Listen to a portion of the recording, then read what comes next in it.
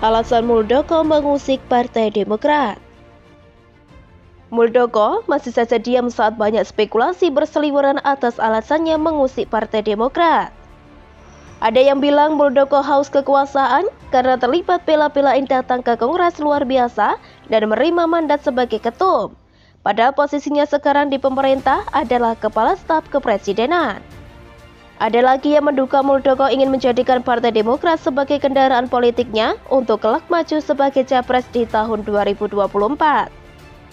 Bahkan ada spekulasi yang lebih nyeleneh lagi bahwa Partai Demokrat perlu dikudeta supaya mereka bersedia dengan rencana amandemen UUD 45 terkait masa jabatan presiden yang menjadi 3 periode. Penyuara spekulasi ini menganggap Partai Demokrat adalah partai yang tidak setuju dengan hal tersebut.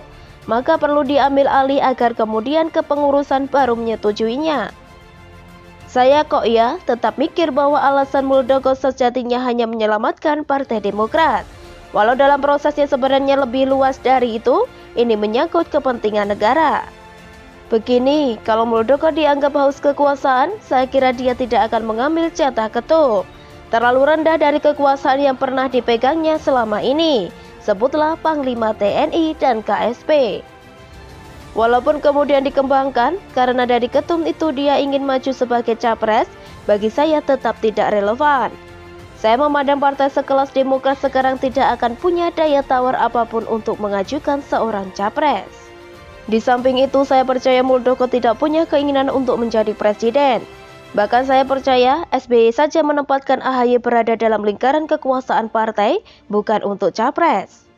Begitu juga kalau dianggap Muldoko ingin membantu pihak lain yang merasa Partai Demokrat adalah batu sandungan untuk cita-cita mereka kelak maju di Pilpres 2024, atau bahkan yang menganggap tujuan Muldoko adalah agar UU tentang masa jabatan presiden 3 periode disahkan, bagi saya sangat jauh dari logika. Kecil kemungkinan kalau tidak bisa dibilang tidak ada, Muldoko mau menghancurkan nama baiknya hanya untuk urusan politik yang receh seperti itu.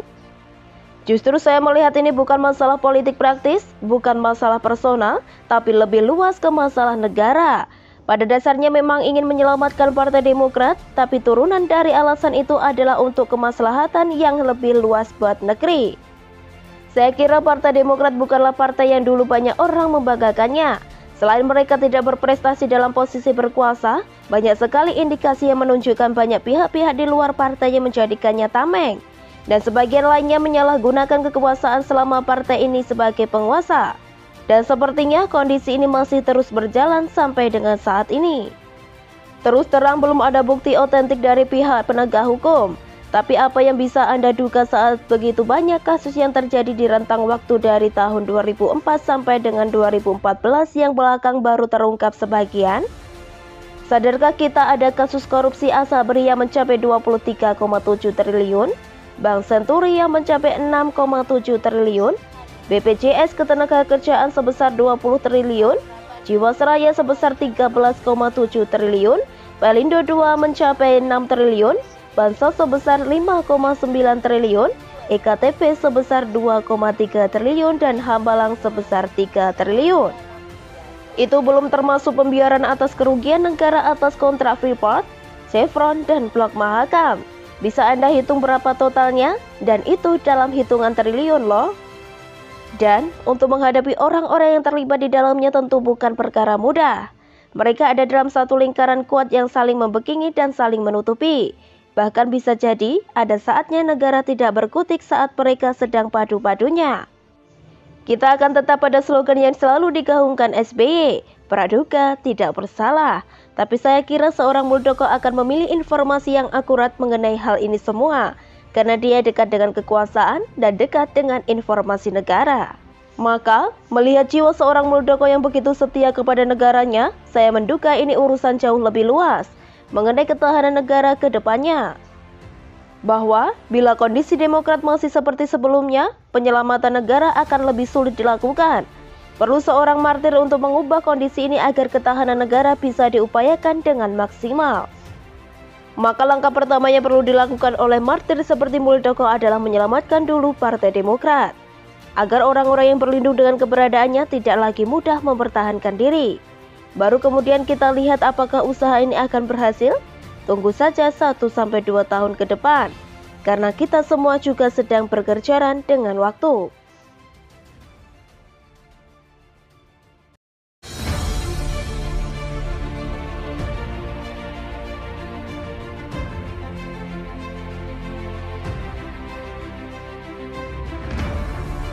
Anies bisa dipenjara bukan karena dia korupsi, tapi karena ini. Anies Baswedan adalah sosok yang selalu dalam lindungan KPK. Apa yang ia kerjakan di DKI Jakarta meski banyak janggalnya, dengan beberapa kasus yang tidak jelas anggarannya dan bahkan mencurigakan tidak pernah terendus KPK. Adapun KPK justru terkesan begitu membela Anies Baswedan dengan memberikan penghargaan anti korupsi kepada Pemda DKI Jakarta. Nasibnya begitu mujur. Selama ini kita tahu bahwa Anies ini ada dalam lindungan sang novel. Kalau bicara kejanggalan demi kejanggalan, tentu bisa kita sebut semua yang ada di DKI Jakarta. Apa saja kejanggalan-kejanggalan itu? Banyak.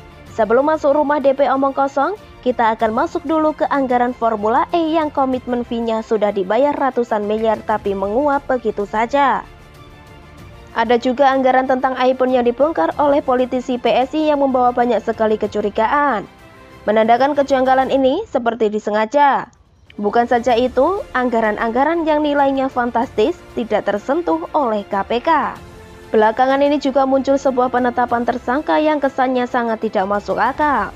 Kasus yang diproses oleh Barreskrim Polri soal korupsi tanah untuk rumah DP 0% pun langsung direbut oleh KPK. Terlihat sekali KPK ini mau melindungi Anies. Dengan menetapkan Dirut BUMD, KPK pikir dia bisa mendapatkan dukungan rakyat. Dianggap masalah selesai? Tidak. KPK ini sudah terlalu banyak melakukan tindakan-tindakan yang terkesan membela Anies Baswedan. Apa yang Anies lakukan seringkali ditutup-tutupi dengan penangkapan abal-abal. Nurdin Abdullah adalah gubernur Sulawesi Selatan yang ditangkap karena katanya ada barang bukti korupsi 1 miliar. Setelah dilakukan penangkapan, baru pamerkan barang bukti. Sedangkan di DKI Jakarta sudah sangat jelas, barang bukti sudah ada. Tinggal penetapan tersangka. Tanpa harus OTT, KPK sebetulnya bisa proses hukum Anies. Tapi kok tidak? Disinilah penulis melihat adanya sosok pelindung Anies di KPK. Banyak sekali kejanggalan di KPK. Anggaran di KPK ini nilainya nyaris tembus 1 triliun. Tapi selama 2020, penangkapan KPK baru selamatkan 400-an miliar. Ini namanya main rugi. Padahal jelas KPK ini kan banyak berkantor di Jakarta, gedungnya di Jakarta sangat tinggi besar. Seharusnya KPK bisa untung bandar. Jika mereka tegak lurus melakukan penegakan hukum di DKI Jakarta terkait kasus-kasus korupsi, Formula E yang dana ratusan miliarnya saja sudah bisa menutup setengah anggaran buat KPK. Selain itu, masih ada kasus-kasus besar. Ini ibarat gajah di kelopak mata tak terlihat, sedangkan semut di ujung pulau terlihat. Tapi mungkin ya, gajahnya ada di kelopak mata sebelah kiri, jadi nggak kelihatan sama sekali.